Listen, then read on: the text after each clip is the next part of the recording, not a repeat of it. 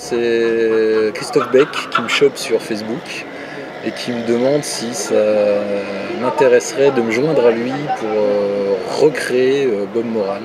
Ils aimaient bien ma façon de développer les psychologies des personnages. Justement, ils avaient envie de sortir de la BD des années 50, justement, où on était essentiellement axé sur l'histoire, l'aventure, où les personnages étaient plus des prétextes à entraîner le lecteur dans l'aventure. En fait, je suis arrivé sur le projet de Bob Moran, pour être parfaitement franc, totalement par hasard. J'ai reçu un coup de fil en fait, non, c'était sur Facebook, sur les réseaux sociaux.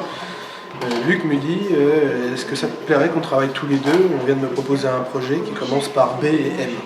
Donc, moi, je n'ai même pas réfléchi à savoir ce qu'était B et M. La simple idée de pouvoir travailler avec Luc, sachant que moi, Luc, c'est lui qui m'a appris à faire des scénarios. J'ai fait le festival de stage, le festival de bois, avec lui comme professeur, et c'est grâce à lui que je fais de la bande dessinée. Donc quand votre maître vous propose de travailler avec lui, vous vous rappelez d'un échelon, tout de suite, voilà, pour l'ego, c'est pas mal. Et c'était aussi une façon pour moi de vraiment de travailler avec lui et puis de bénéficier encore de ses conseils, quoi. J'avais un pouvoir qui consistait à écrire des scénarios et puis ce pouvoir je l'ai à un moment perdu et j'en étais arrivé au point où je ne savais même pas comment lier deux cases l'une avec l'autre. Un moment très troublant, très perturbant où j'ai vraiment pensé me reconvertir dans une noble profession qui est celle de libraire. Je m'étais donné 5 ans pour finir mes projets en cours et changer de profession. Donc je ne voyais pas dire oui au Lombard tout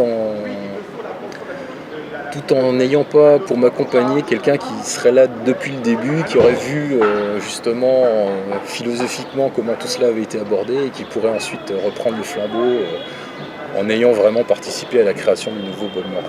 Donc j'ai demandé à Aurélien Ducoudray. Il dit Bob Moran, je fais waouh, ah ouais, ah oui quand même. Bob Moran, tout de suite, c'est énorme comme proposition, quoi. Donc j'avais déjà dit oui à Luc avant, donc j'ai pas eu le temps de réfléchir. Donc ouais, je suis arrivé dessus complètement par hasard, mais en même temps, c'est peut-être prétentieux ce que je vais dire, mais le fait que moi je connaissais pas plus que ça Bob Moran, j'étais pas plus fan que ça permettait, contrairement à lui qui lui connaissait vraiment bien, d'apporter autre chose et disons que je pouvais ne pas respecter ce Bob Moran. Quand on a découvert le travail de Dimitri, on s'est dit c'est un putain de bon dessinateur. Et quand on a vu les premières planches, on s'est dit non seulement c'est un putain de dessinateur, mais en plus c'est un mec qui est capable de mettre de l'émotion et des émotions justes dans un travail qui fait pourtant, pour nous, enfin surtout pour moi qui est des dessinateurs qui mettent 4 ans à faire un bouquin, qui fait extraordinairement vite.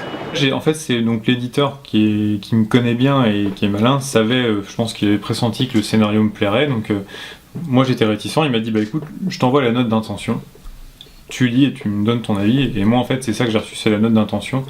Donc en gros il y avait un petit résumé de l'historique de chaque personnage, et tout simplement le résumé complet du tome 1, et un tout petit résumé des tomes suivants.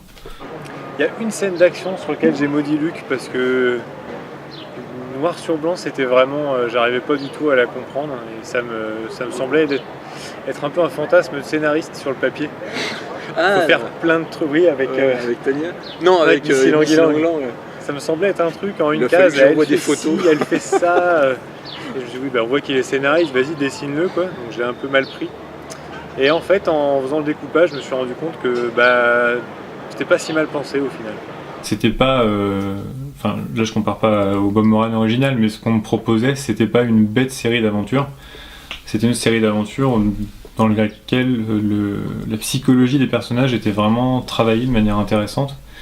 Et comme il y avait le pitch des albums suivants, j'ai vu que c'était pas qu'un effet sur le tome 1, et en fait, après que ça allait être un coup d'épée dans l'eau, j'ai vu que vraiment, sur la longueur, ils voulaient travailler les personnages en profondeur. Et du coup, ça m'a vraiment parlé.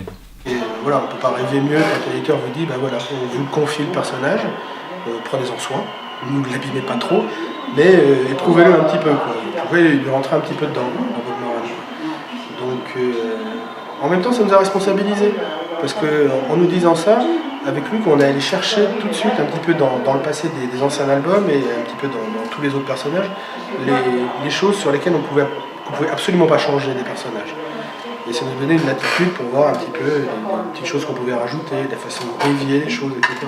Donc du coup, c'était assez excitant ça. D'avoir le droit de toucher au personnage comme on voulait, mais en étant responsable du personnage. C'est ça, je pense qu'ils nous ont donné les personnages disant voilà, on vous les prête, prenez-en soin, mais faites-en quelque chose.